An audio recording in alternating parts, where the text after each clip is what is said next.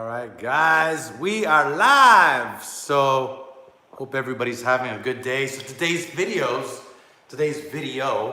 I'm gonna be testing out and basically going through the best. Well, I have four of them here, four weapons that you could use at home. So, I got a tactical flashlight. I have an extendable baton. It's a training one. I have the tactical whip, which is, it's a killer. And you have a kubotan, and I also have a tactical pen upstairs, but it's pretty much the same thing. But before we start, go visit my website, nickdrossos.com, for your complete weapons self-defense training. I just came back from training the defensive tactic police in Boston. I was training the instructors. We're doing edged weapon defense. And so I'm basically in quarantine for 2 weeks. So for 2 weeks, I'm gonna be going live every day. And Vincent, what's up? I'm gonna be doing long lives, 30 minutes, an hour, whatever it's gonna take, because I'm basically not doing much. And it's actually a time that I'm just taking to relax my body from, an intensive 2-day training. So we're gonna look at the tactical flashlight. We're gonna break them down, okay? So let's look at the tactical flashlight. Like, this is now the big one right here. All right, there's two of them. There's a smaller one and a big one. Unfortunately, guys, I'm doing it with my tripod because, again, I can't have anybody hold the camera.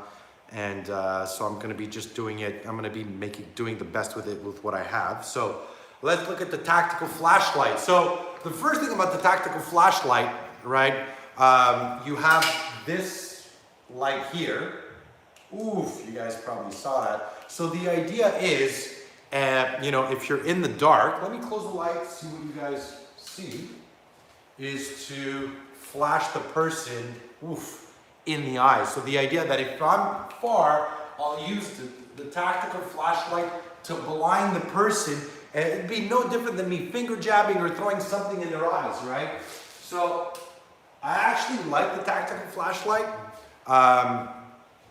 So you have the light that you can use. You also have this part where you can strike the attacker. If I'm here, I can strike here. But in reality, you'd be holding it this way, where you have access to grabbing, pushing the button, and as well being able to strike with the end of the stick. So it would look something like this.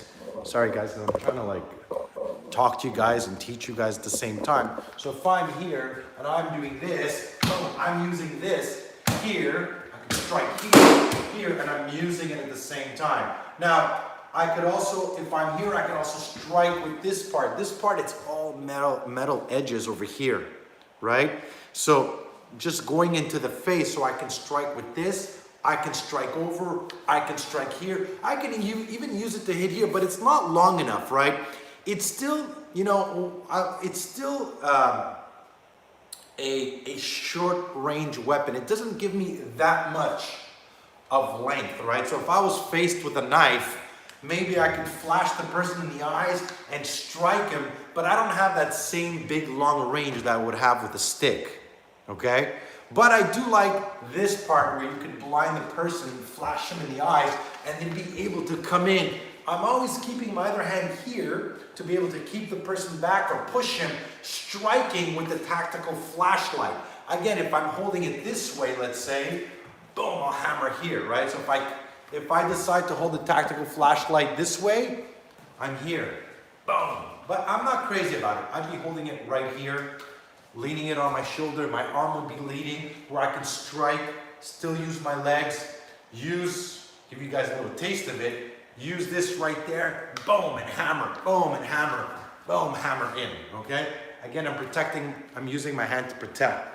Now, from there, you have, what I actually like, even better against the knife, is the extendable baton, which, if you look at every weapon, it's an extension of your hand. And when you learn how to use one, the principles are the same. The range changes in knowing how to use each. Now I should have started with the Kubotan, but I've made quite a bit of videos on that.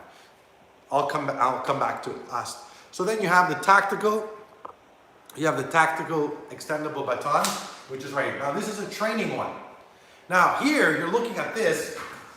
I got a good range, right? My hand is here. I'm keeping quick snapping motions into the head, into the neck, and my hand is over here. Now again, the amount of force that you use must parallel the amount of threat that you're in, right? So, you know, if the guy is completely unarmed, your attack, and I strike him in the throat, yes, you can kill him. That would be excessive.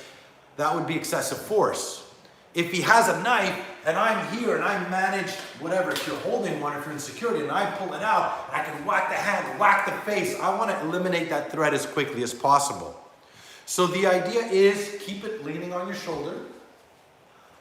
If you look at, I'm still almost in a fighting stand. I'm keeping my hand here if I need to push the person back or pivot to be able to strike off the side. So if he leans, I can be able to move and strike. I'm still keeping a nice solid base on my footwork from here. And it's quick motions. Now obviously, if you don't want to hurt the person, if it's not lethal force, you'd be hitting around over here, right? Anywhere on the legs over here where there's nerves. Here. Obviously you could hit into the body, you could hit into the arm. Once you start going up from the neck up, again, it could be lethal because a shot with this. Now, this is not even, this is a training one. So you could just imagine. Now, if I come in close and I'm in close quarter, this is when I can use to strike with the butt or boom, boom. Once I'm inside, I can use it to control. And what I like to do with the tactical, with the extendable baton, same thing with a stick, is I like to use it to trap and to control the person. I'm not so much into these type of locks and submissions. I'm more about keeping it straight, direct. What I want to avoid are all these big wide these big wide movements. As much as possible, I want to throw my strikes through the center line using my wrist, my range. Now, if I decide, if I'm here and I decide to switch and lead, boom, I can still do it. But what I like to do is once I train here, I also train to just step back and be able, if the person's charging, I go boom, boom, and I just change my stand and I came in with the other hand. So that's something that I do as well. Again, guys, I'm like, there's so much more in each of these, but I'm just doing a small breakdown of these three weapons. Now, the most vicious one, I call the most vicious and dangerous one, is this one right over here, the tactical whip, right?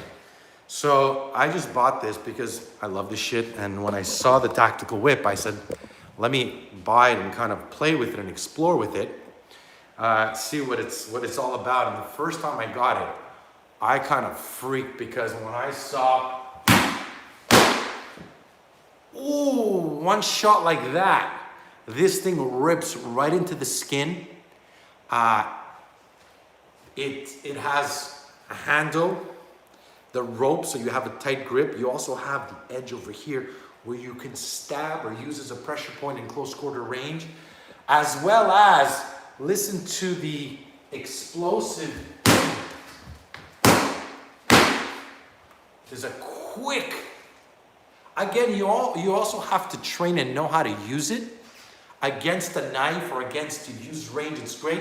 The only thing, there is a little bit of kickback to it where you might whip yourself and hurt yourself. But again, any weapon you use, you should be training before. Like, I mean, either you're gonna do, best thing is start with a bob dummy, where I'm just training on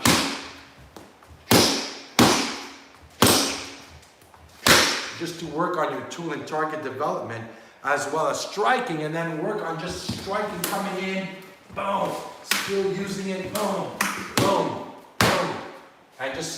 again, if you look at the principles of every weapon, it's more or less the same. It doesn't fundamentally change that much. Whatever you could do without a weapon, you'll be able to do with a weapon. The only thing that changes is what is actually happening in the attack and the range of the weapon. At the end, you always want to protect the weapon. The other thing is you don't want to get emotionally attached to the weapon, but you also don't want to forget about all your other strikes, because what happens is the moment we have a weapon, we tend to hold on to it and focus on using that weapon, when sometimes this strike, as he's coming in, he's focusing here and I go boom and I strike him with a palm strike and then I open up to another strike. So when you're training these, train them that you're also doing striking and drills. But I'm going to be posting all those on my website, nickdrossos.com. So go visit my website, nickdrossos.com, guys. I got brand new fight analysis, scenario training, access to my seminar, weapons defense, larger attacker, 20 video series, the hero program, tons and tons of content, guys. So go check out nickdrossos.com. And the last one we have is the Kubotan. So where's my Kubotan? Oh. Where's my Kubotan?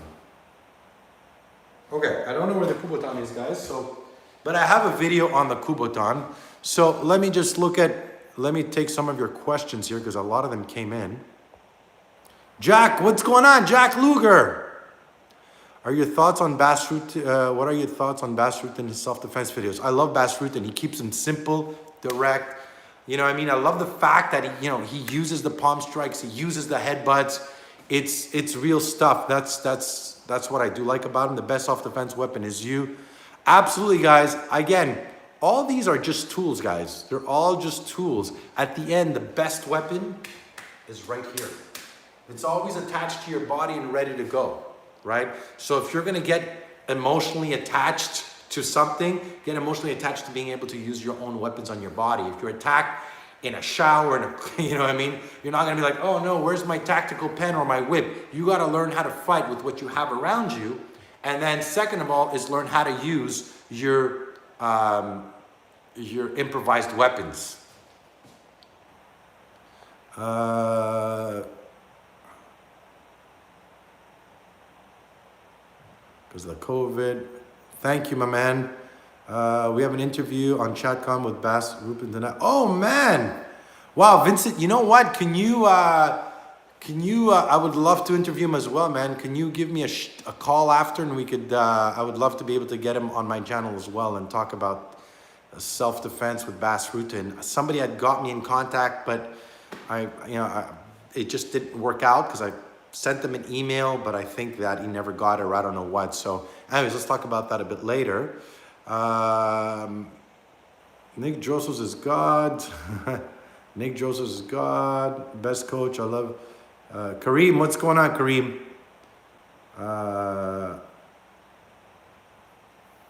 Awesome, Vincent. If you could get me in touch with him, that would be super cool. I would love to get him on my channel as well. And that's what it is. In this industry, it's about collaborations. It's about working together, not working against each other. I don't have the philosophy of shitting on other trainers and other coaches, whether I agree with them or not. Each of us have our own style, and at the end, you could decide who you want to follow and why you want to follow them.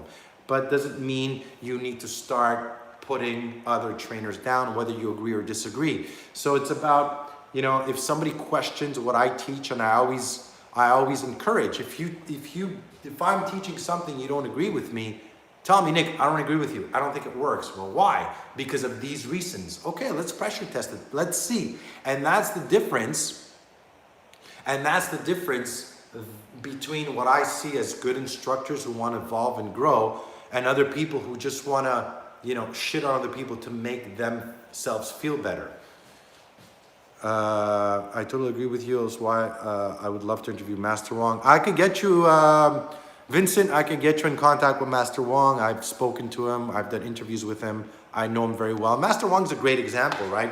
There's certain stuff that you might say, it's crazy. And I've actually told them myself that there's certain stuff where I'm like, I'm not too sure. But that's okay. It's his style. It's what he teaches, right? And I have my own style in what I teach. And we could agree and disagree. and be able to exchange and say, well, I teach it this way for those reasons, and you teach it that way for that reason, and then eventually come together and pressure test it. At the end, it's what you're pressure testing to prove what works and what doesn't work in real time and in real speed. So I'm kind of going off topic, but it doesn't matter because it's all in the self-defense. The same thing with all these tools. Also, fun character on you. He's amazing on character. He's an amazing character to watch. He's a great individual, great guy, good integrity, and don't underestimate what he's teaching. It's not, as some people say, bullshit. It's real. Sometimes maybe the way he's teaching it is different than the way I teach it. It's more entertaining. But that's what his style, and that's what people are going to watch him for. It's not right and professional, but you are. Nick, keep up the great work. Again, guys, at the end, Nick, how would you rate World War II combatives? Man, I checked that out.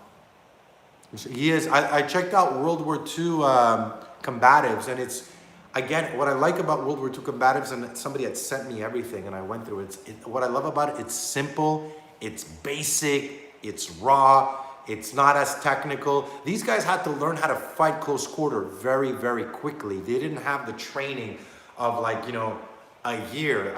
I don't know exactly what it was, but I think it's a couple of weeks of close quarter combat, and they were off sent to war, right? So when you create that system, you want to keep it as simple as possible.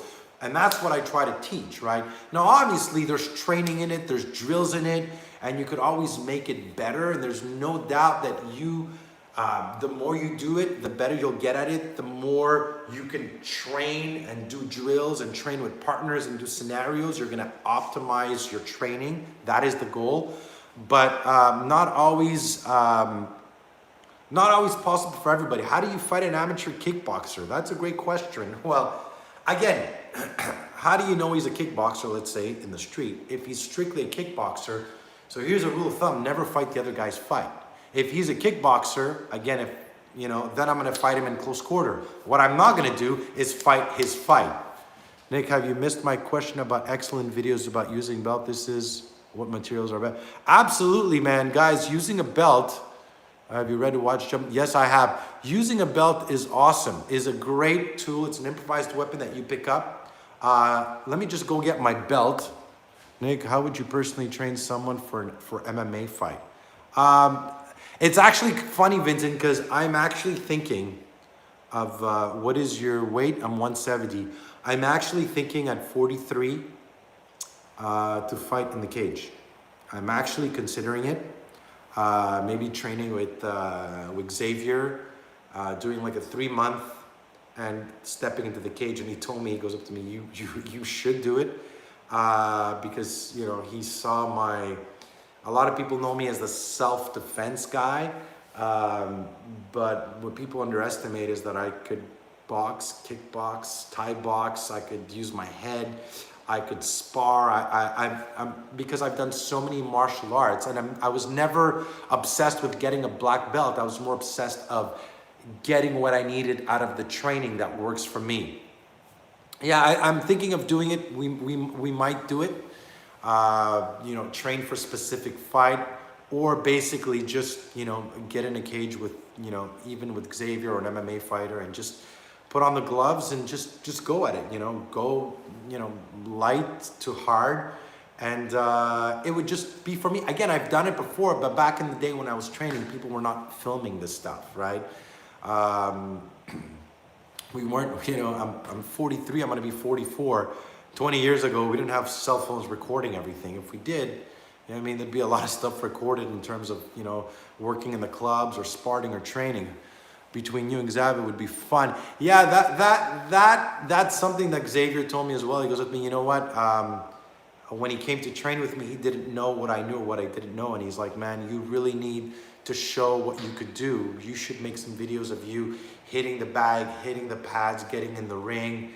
Again, that wasn't my purpose in terms of, you know, my purpose was always self-defense, and I wasn't so concerned with, you know, I'm a coach now. I've done my fighting. I've done my time when it comes to that. but he told me maybe you should do it and just, you know, shut up all those haters who, you know, think you can't actually spar. We did spar with Xavier together. We just didn't film it when we did it. A lot of questions coming in. What is your percentage of body fat? I think I'm like at 18 or 19 right now. Nick, Bob Dummy, because I ain't fighting. First video was palm strike video. I remember it was taken about breaking their fists. First video, yeah, I mean, there's still debates over that. And what I love about training about Xavier, he's respecting my style. And we punch sometimes, but other times I just use my palm strikes. And he was like, holy shit, like he saw the power of the palm strikes. And again, he's respecting my style of being able to headbutt. And again, when you do a lot of martial arts, you develop your own style of what works best for you. First long hook I use, palm strike. Yeah, this one is awesome. Boom, boom. Again, when you're palm striking, you're tilting the hand this way, right? So, so that's it. I was working on those palm strikes with him, working my style. Again, I'm actually saying this right now. I might be joining a Sambo school. I looked at into Sambo and I said, you know what? It's an art I've never done. But the way I work when I do something, I go privately. I could afford to do privates. I find you learn much faster. So I reached out to them. I'm gonna go do, you know, once the school opens, maybe sign up for 10, 20 private classes of Sambo, pick exactly what I want, and see how I can make it work in my self-defense. So that's what I try to do. By then, I try to develop drills that I'm gonna learn. I'm gonna pick what I like from each style and each martial arts and kind of put it together. For how long I used palm strikes? Just box with palm. Absolutely. Like the only difference is instead of doing this, boom, if I'm here, I'm going boom, boom, boom. I'm using this. No different than punching, but I'm hitting open hand. And the good thing is, it has a quicker release from a natural position than if I'm here, it's just boom, boom. I'm not even making a fist. Straight out I release, so there's no tension into the hand. Unlike a fist, as it leaves, the last second it has to close and strike. Misfit, you finally made it. Unlike a fist, as it leaves, it's the last second it's got to close, right? Because if you're here and you're stiff, you're going to be slow. Kareem, I just explained that my style was taken from many different styles. You know what I mean? Like, even when you're looking at boxing, right? You know, there's boxing drills that we used to do, and I've incorporated them in self-defense as well. I know to a comment, I've been loving your videos. People work so realistic and knowledge and experience. That's very valuable. You know, guys, I just came back, like I said, from training the defensive tactics. These were the instructors that I was actually training, and we're doing knife defense. Oh my God, Misfit 3 a.m. We're doing knife defense, and these are the trainers, and the drills were very dynamic. We're either in slow, medium, or full speed, full range of motion speed. So they're not, and they were realistic in terms of the training has to be realistic with the type of attacks you're most likely to be faced. You're never going to get the exact attack. You can never replicate a scenario like it's going to happen outside, but you try to create enough different scenarios where you're developing a sort of blueprint and reaction time of what you could do. What do you think is the most practical martial arts on the street? This is a video that I'm going to do the martial artist. Nick, is a self-defense scenario should always go for full control, clinch and trapping. It really depends on the fight. It really depends on what you're training, what's happening. Don't ever have a fixed idea of how you should react to a specific scenario. I never tell people always hit, never hit. It depends what's happening. What is your range? What is my opportunity? I always say fighting is opportunity. It's split second of opportunities that you need to capitalize on. Fighting, I say, is improvising. It's always in the moment. This is why all these techniques, these 1, 2, 3 motions don't work in real fights.